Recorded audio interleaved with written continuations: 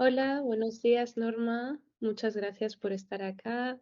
Y hoy vamos a hablar un poco de la red ILET, tu rol y sobre todo de género en la educación indígena y a compartir tus experiencias en los intercambios de América Latina respecto a este tema. Muchas gracias por esta invitación y es una maravillosa oportunidad para contar un poco sobre AILED y lo que realmente ha estado pasando con las mujeres, con los procesos, que es maravilloso. La primera pregunta entonces sería si tú nos puedes explicar qué es ILET y cuál es el papel que tienes en la red. La red AILED, que quiere decir la Red de Educación Dirigida por Pueblos Indígenas, es un grupo de organizaciones, mayoría indígenas y no indígenas, que están, digamos, unidos por el propósito común de fortalecer la resiliencia cultural de los pueblos indígenas, apoyando los procesos de educación, apoyando los procesos de transmisión de conocimientos. Y cuando hablo aquí de educación, me refiero a educación en un sentido amplio, la educación para la vida, la que se ejerce en los espacios íntimos, privados, en la chagra, en la interacción, digamos, con los territorios y también en los procesos de educación más formal. Aquí un tema clave es la lengua, pues porque la lengua es ese elemento constitutivo de la identidad en el que se transmiten los conocimientos, pero que también es parte del ejercicio de los conocimientos mismos. En este momento soy la coordinadora regional para América Latina. Entonces mi papel es hacer de enlace, apoyo a las iniciativas que surgen dentro de las organizaciones que son parte de la red y que tiene su realización allí en este contexto. Gracias por tu respuesta, Norma. Entonces, una pregunta ya focalizándonos más en el tema de género y educación indígena sería ¿por qué es relevante entablar una conversación sobre el papel de las mujeres y los hombres indígenas en la educación? La educación tiene diferentes estadios y digamos que la escolarización y con ello pues todos los agentes sociales que han estado detrás de esta idea han impregnado la educación de ese sentido, poniéndola casi como escolaridad anula los otros espacios donde la educación propia ocurre. En ese sentido también se ha privilegiado las voces masculinas o las voces que son del patriarcado, las voces que vienen también muy desde una visión externa imponiéndose y se han silenciado o se han invisibilizado esas voces que tienen otro espacio, que ocurren de una manera más íntima. Y en el contexto entonces de la educación en general se ha privilegiado la fuerza del conocimiento masculino, que es complementario con el conocimiento que está y que ejercen y que ponen en marcha cada día las mujeres en otros espacios, de otras formas, con otras dinámicas. Entonces, se trata de fomentar una educación equilibrada, balanceada, armónica con el territorio y las dinámicas y los roles sociales. Necesitamos recuperar esa complementariedad y necesitamos que se vuelva a dar ese lugar que tiene, pero como reconocer la esencia y todos los aportes que hacen las mujeres a la construcción social, a la educación, a la crianza, al mantenimiento del territorio y de la vida que empieza desde el núcleo familiar. Gracias de nuevo, Norma. Si puedes entonces profundizar más en el contexto de los intercambios de género que tuvieron lugar online. Sí, hemos estado reflexionando y con ello me refiero a FECUNAU, la organización de la Federación de las Comunidades Unidas de la región del río Cayalí en Perú, con la gente de Huampi, de la selva peruana en el norte, en el Perú, con la Alianza Seibo de Ecuador, que incorpora diferentes pueblos indígenas también, Sicopay, Sionas, Kamsá, entre otros, Waurani. También con la gente Guna de Panamá, Gunayala, a través de la Fundación de la Promoción del Conocimiento Indígena, con la gente de Bribri de Costa Rica a través de Ali Segura. También invitamos al pueblo Huiva de la Sierra Nevada de Santa Marta y a la Escuela de Formación de Liderazgo Indígena. Una de las primeras reflexiones que hacíamos es, ¿qué es esto de género? ¿Cómo se tiende dentro de los pueblos indígenas? Y allí había una gran discusión porque es un concepto que viene de afuera y realmente los pueblos indígenas tienen su propia concepción sobre lo que es ser persona, lo que es ser mujer y lo que es ser hombre. Y preferían y han dado diferentes argumentos. ¿Por qué no usar la palabra género y más bien posicionar la palabra mujer?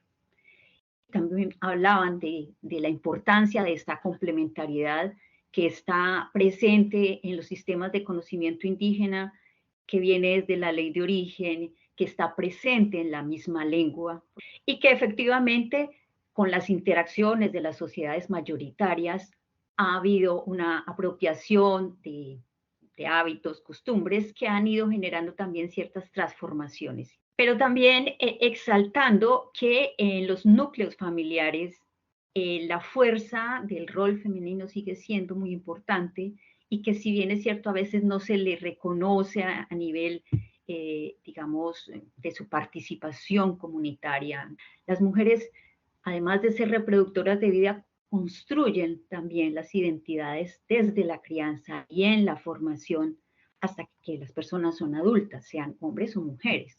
Hablaban entonces de la importancia de las prácticas de las mujeres que tienen otros lugares de ser, de acción, y que son lugares para el cuidado colectivo, para el cuidado de la vida, de las familias y de las comunidades en general. Entonces, por ejemplo, hablábamos del cuidado que se ejerce a través del manejo de la comida, que en ciertos contextos implica desde el cultivo de los alimentos en las chagras, ¿sí? En las zonas de cultivo, pero también en la preparación de los alimentos, en el manejo de las dietas, porque el alimento no solamente se entiende como un aporte para el cuidado físico, corporal, pero también para el cuidado del espíritu.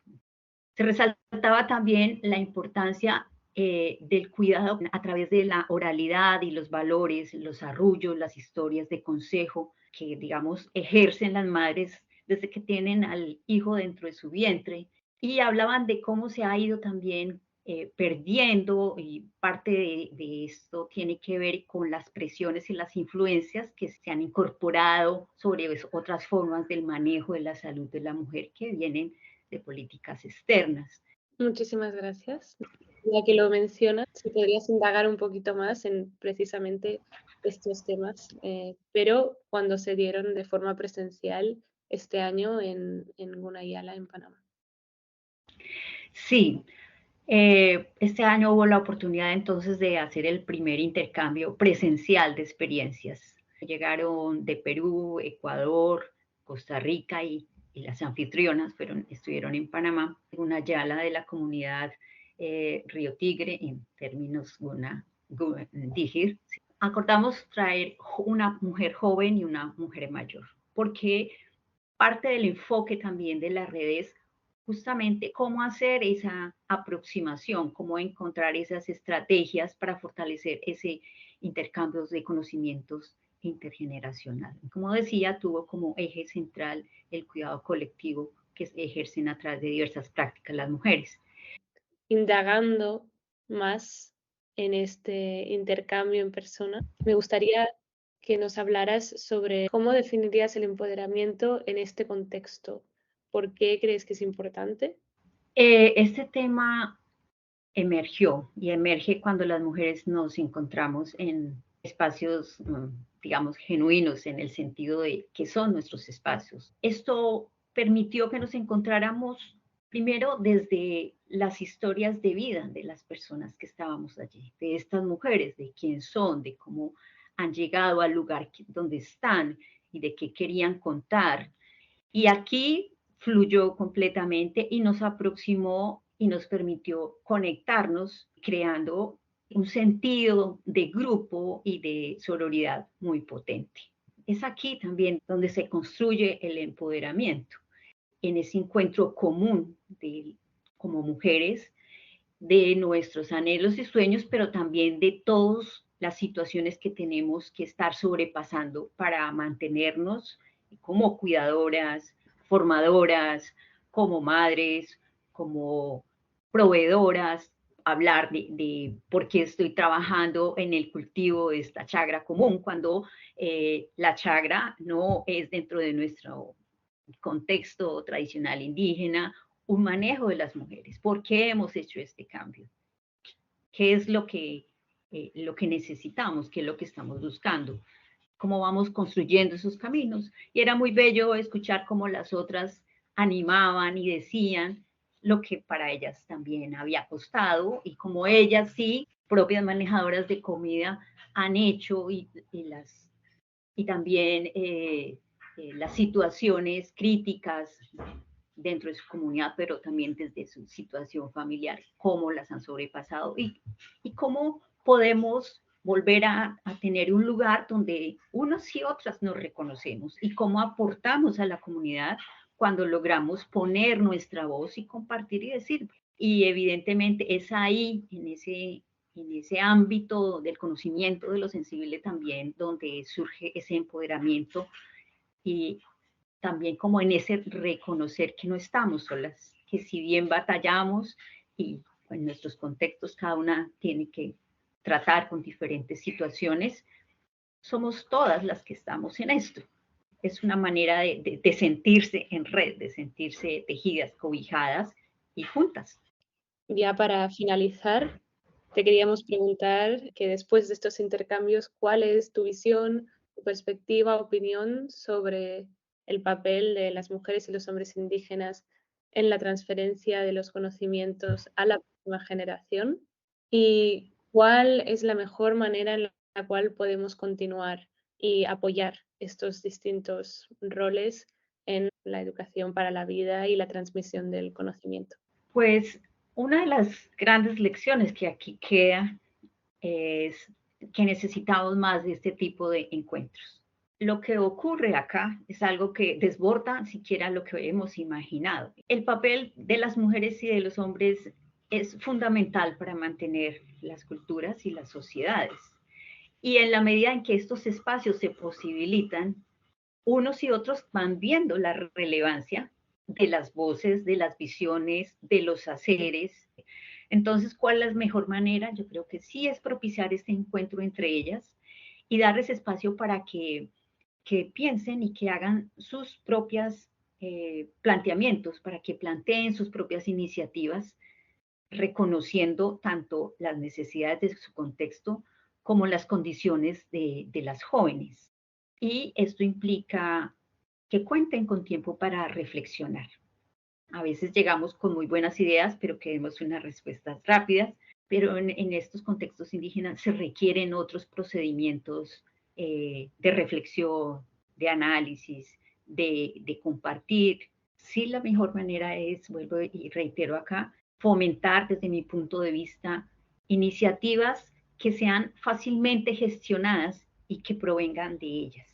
Fortalecer otras capacidades, porque es cierto que en la medida en que las mujeres ganan en su seguridad para expresarse, sí se enfrentan con unas condiciones de comunicación que no son equilibradas, normalmente son relegadas porque no hablan rápido o no hablan en la lengua franca, ¿sí? O sienten que lo que va a decir no es apropiado, que es incorrecto. Muchas gracias de nuevo, Norma, como coordinadora de América Latina ILET, por compartir tu tiempo, conocimiento y abrir una ventanita a todo esto que pasó. Así que aquí podemos finalizar la entrevista.